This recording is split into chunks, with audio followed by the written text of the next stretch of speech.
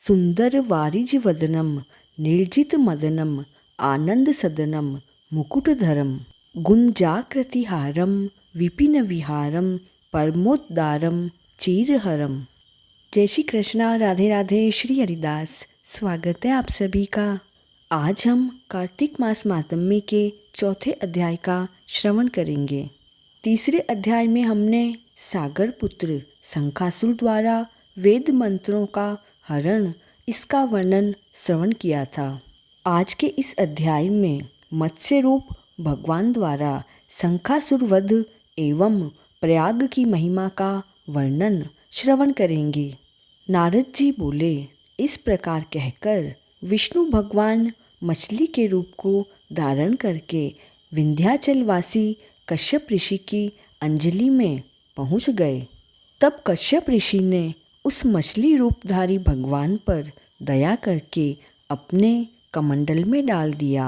जब वह उस कमंडल में नहीं समाई तब उन्होंने उसे कुएं में डाल दिया। अब वह मछली तो कुएं में भी नहीं समाई तब उसे तालाब में डाल दिया, और जब तालाब में भी नहीं समाई तब उसे समुद्र में डाल दिया। तब वहाँ मत्स्य रूपधारी भगवान ने शंखासुर को मार दिया और उसे अपने हाथ में दबाकर बद्रीवन को चले गए। वहाँ सब ऋषियों को बुलाकर भगवान बोले कि जल के भीतर वेद मंत्र बिखरे हुए हैं, तुम उन्हें जाकर ढूंढो और बहुत शीघ्रतापूर्वक रहस्यों समेत वेदों को जल में से निकालकर मेरे पास लाओ।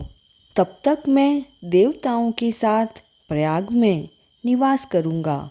नारद जी बोले, तब तपोबली उन ऋषि मुनियों ने अपने तपोबल से बीज और यज्ञ मंत्रों सहित वेदों को बाहर निकाला।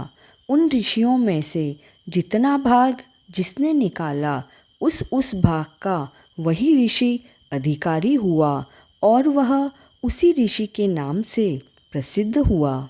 इसके बाद सब मुनि मिलकर उन खोजे हुए वेदों को साथ में लेकर प्रयागराज को गए और प्राप्त हुए वेद ब्रह्मा के साथ विष्णु भगवान को अर्पण किए।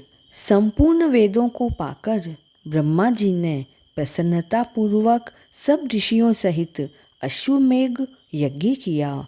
यज्ञ के पूर्ण होने पर देवता, गंधर्व, यक्ष, पन्नग, गुह्यक आदि सब पृथ्वी पर दंडवत प्रणाम करके भगवान श्री विष्णु की प्रार्थना करने लगे।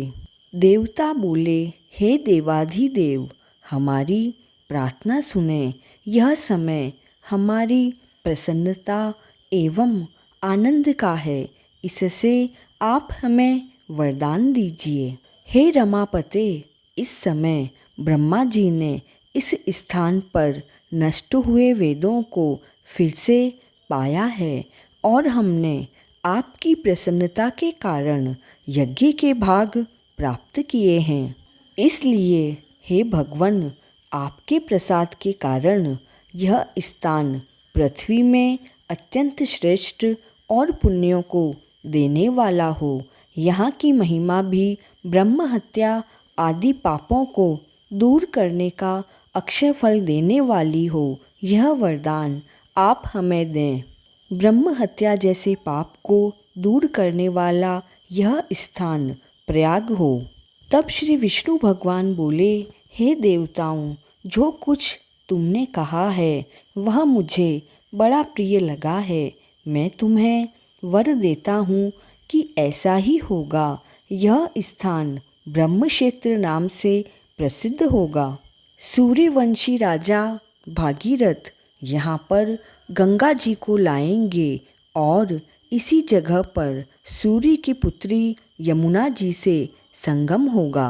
ब्रह्मा आदि तुम सभी देवता मेरे साथ यहीं पर निवास करो। यह स्थान तीर्थराज प्रयाग के नाम से प्रसिद्ध होगा। जो लोग यहाँ पर दान, तप, व्रत, हवन, पूजा आदि कार्य करेंगे वे अनंत फलदायक तथा मेरे पास पहुँचाने वाले होंगे। जन्म जन्मांतरों में किए गए ब्रह्म हत्या आदि पाप भी इस तीर्थ के दर्शन मात्र से नष्ट हो जाएंगे। जो मनुष्य मेरे समीप इस स्थान पर शरीर का त्याग करेंगे वे सभी मोक्ष को प्राप्त होंगे।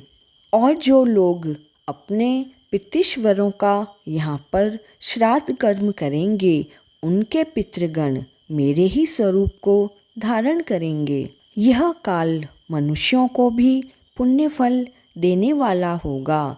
मकर की संक्रांति में माघ मास में प्रयाग स्नान करने से तथा उनके दर्शन मात्र से ही संपूर्ण पाप ऐसे नष्ट हो जाते हैं जैसे सूर्य से अंधेरे का नाश हो जाता है।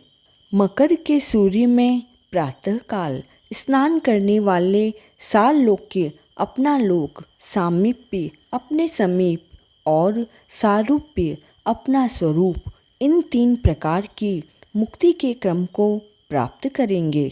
हे मुनीश्वरों, मैं सर्वव्यापी होता हुआ भी बद्रीवन में सदैव निवास करता हूँ।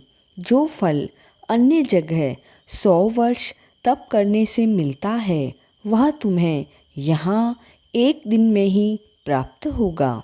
उस स्थान के दर्शन करने वाले मनुष्य जीवन मुक्त हो जाते हैं।